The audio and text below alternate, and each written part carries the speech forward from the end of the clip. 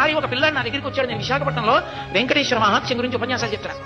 నేను వేదిక దిగి ఇంటికి వెళ్ళిపోతుంటే నా కభాలన కాళ్ళ మీద పడి ఒకే ఒక్క క్షణం నీతో మాట్లాడాలి. నాకు అతని ముఖం చూసి అతను ఏదో చాలా ఉత్కంఠతో ఉన్నాడని, ఏం కావాలన్నాడు. మీరు చెప్పినంత నమ్మకంతో నిలబడితే వెంకటేశ్వరుడు పిలుస్తాడా దర్శనానికి అన్నాడు. నేను హామీ, ఖచ్చితంగా పిలుస్తాను. నేను మీరు చెప్పినట్టు బతికి చూస్తాను.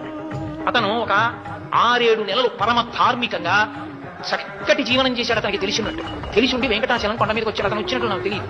అతను కొండ మీదకి వచ్చి నాకు ఫోన్ చేశాడు. ఏమని ఫోన్ చేశాడంటే, నేను కొండ మీదకి వచ్చాను, మహాలఘు దర్శనం జరుగుతోంది, నిన్ను నమ్మి ధర్మాన్ని పట్టుకున్నాను.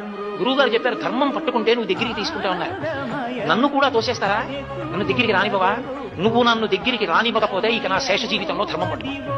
నువ్వు నన్ను ఇవాళ దగ్గరికి తీసుకుంటే నా ఆఖరి ఊపిరి వరకు ధర్మం అవుతాను. నీ ఇష్టం అనుకున్నానండి. అకస్మాత్తుగా ఎవరో వచ్చి నన్ను పిలిచి, ఏమండి హుండీ లెక్క పెడుతున్నప్పుడు కాసేపు అక్కడ నిలబడి చూడాలి, అదేదో ఒక